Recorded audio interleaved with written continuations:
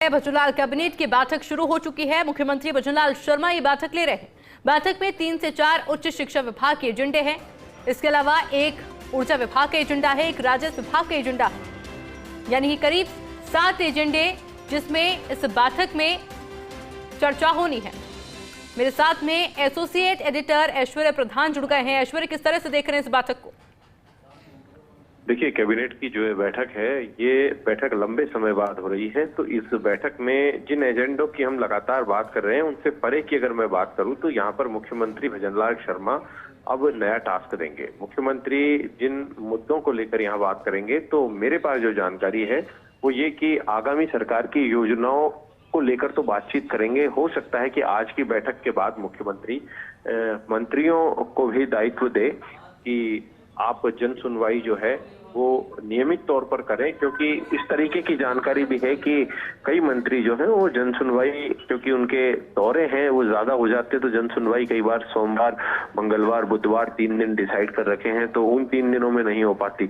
तो इसको और ज्यादा प्रभावी बनाने की कोशिश किए जाने को लेकर भी यहाँ पर बातचीत कर सकते हैं। आज की जो बैठक है, इस बैठक को लेकर सियासी गलियारों में कई बार एक चर्चा चल निकलती है, जो लंबे समय से चल रही थी कि साहब इस्तीफे ले लिए जाएंगे, मंत्रिमंडल फेरबदल विस्तार होगा।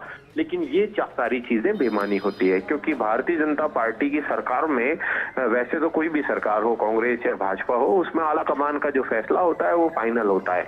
लेकिन जहां तक हम बीजेपी की बात करते हैं, तो बीजेपी में सब कुछ जो होता है वो आला कमान देखता है और मुख्यमंत्री के विषय होते हैं। मुख्यमंत्री के लिए बहुत बड़ी बात नहीं होती। मुख्यमंत्री को संभव होता है 1-2 घंटे लगते हैं इस सारी प्रक्रियाओं में, क्योंकि ये बैठक जो है, ये बैठक एजेंडा बेस्ड बैठक है। इसमें कई एजेंडों पर बात की जाएगी, कई फैसले भी होने हैं। प्रवासी राजस्थानी दिवस भी आ रहा है, राइजिंग राजस्थान का फॉलोअप मीट भी आ रहा है, ऐसे कई विषय भी हैं। कुछ जमीनों के भी मामले हैं, तो कहीं सोलर से संबंधित है, बहुत सारे ऐसे विषय हैं। उन विषयों से परे जो हम एजेंडे चला रहे हैं, उन एजेंडों से परे मैं यहाँ पर बात यही करूंगा कि आज की इस बैठक में मुख्यमंत्री मंत्रियों की परफॉर्मेंस को लेकर भी बातचीत कर सकते हैं, उन्हें और ज्यादा एक्टिव होने की भी बात कह सकते हैं, और कुछ फैसले राजनीतिक फैसले भी हो सकते हैं, क्योंकि राजनीतिक फैसलों की प्रतीक्षा सबको रहती है। कुछ ब्यूरोक्रेटिक फैसले होते हैं, ब्यूरोक्रेटिक फैसलों को हम अच्छे से जानते हैं कि ठीक है, ब्यूरोक्रेसी के लिहाज से भी कुछ फैसले होते हैं, लेकिन कुछ फैसले राजनीतिक फैसले होते हैं, वो तब होना शुरू होते हैं जब सरकार का लगभग 2 साल पूरा हो जाता है।